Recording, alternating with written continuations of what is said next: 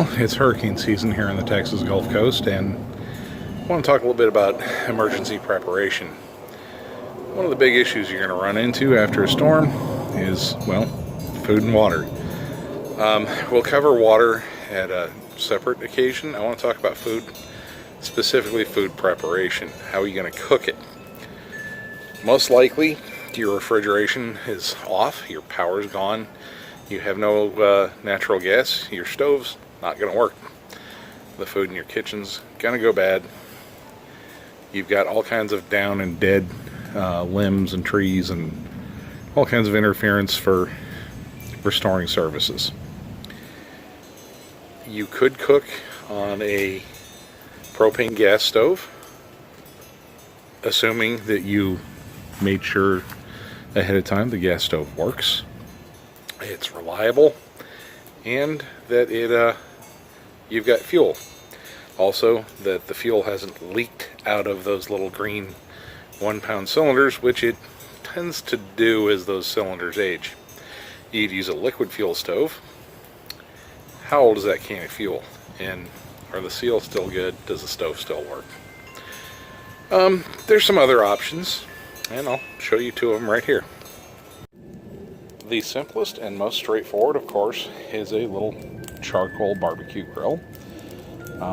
I like to use the chimney starters because just about any paper or paper thin bark can get the coals started sufficiently. But, well, what happens if you don't have charcoal? You might could figure out how to burn those sticks and twigs and things, but it's not a very efficient burn. You're going to go through a whole lot of fuel. And if you don't already have one of these little charcoal grills, do you really want to take up the space for yet another thing in your house? I got something smaller, more efficient, that I think will do the trick for you. What I've got here is a little pack-away backpacking wood gasifier camp stove. These things are under $20. You can order them from Amazon. This particular unit is from a manufacturer, vendor known as iRegro, I-R-E-G-R-O. It's a multi-piece item. And I just got the neighbor's dog's attention. Now, a wood gasifier stove, you can see in there, that's a double wall ring. Air comes up here, comes out the sides. This burn pot drops in like that. The base goes on like that. And then the top.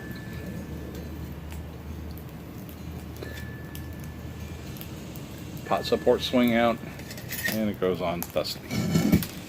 This particular one also has a burn cup.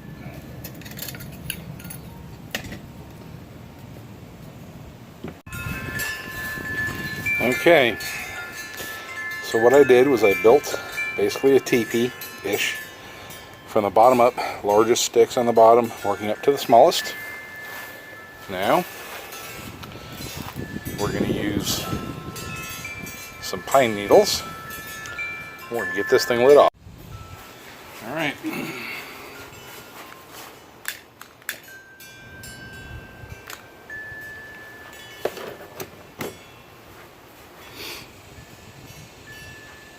Now in theory, this is going to burn top down instead of bottom up like a normal fire.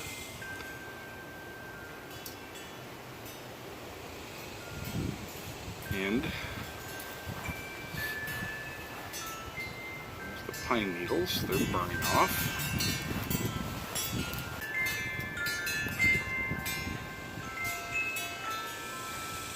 And my apologies to the backpacking purists, I did not use a magnesium striker to get this going.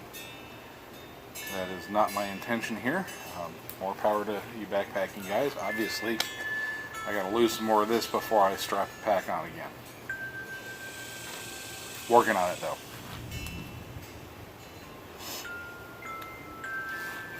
and we have good combustion. So at this point, because all of the pine straws and pine needles are burned off, so at this point I'm just going to make sure all my twigs are down, my pot support is on.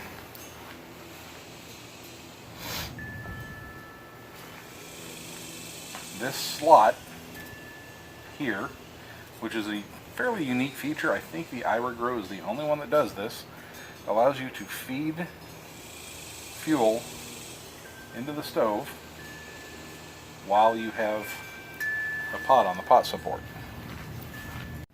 I don't know how well it's showing up on the camera, but the wood gasification effect, the gases that the wood releases are being reignited at the top through those vents as the air jets up, causing a secondary combustion. So we're ready to cook. That didn't take long. That was actually faster than priming, pumping, and firing up a liquid fuel camp stove. So there it is, folks. It's real simple, it's real effective, and it's real cheap. I highly recommend you go out and get one of these. Take it out 2-3 times before so you know how to use it. And well, this is a great way to be prepared for when the next storm hits. This is Dave with Dave's Workshop and Wildersport Outdoors. Get out to your shop, be safe, be productive, but most of all, be blessed. Talk to you later. Disclaimer about the iRegro camp stoves. I ordered one of these camp stoves I was intrigued by them. I'm actively trying to lose weight and I want to get back into backpacking. So I want to try one of these because one of the things I didn't like when I was doing backpacking when I was a much younger man was carrying the weight of the liquid fuel for my MSR Whisper Light. Don't get me wrong, I absolutely love the Whisper Light. It's a great little stove. I've also got a Coleman Exponent F1, which is a butane stove. Works great. The problem I have, anything goes longer than about 2 days and I'm going to need additional fuel.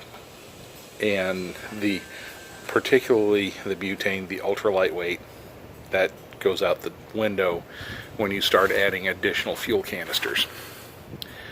So after I ordered this stove, I left a review on Amazon.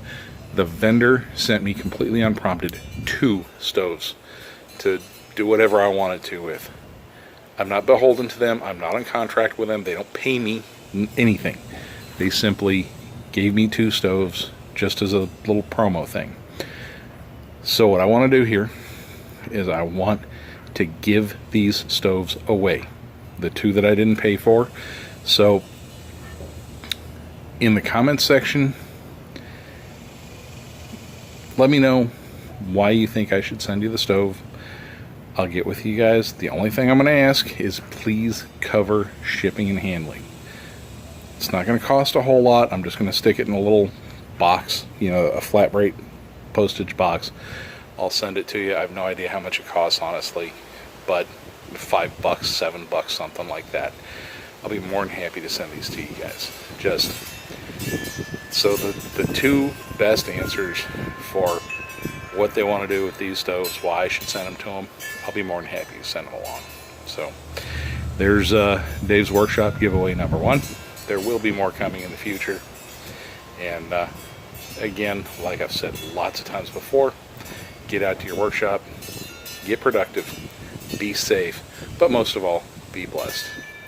This is Dave. I'll talk to you later.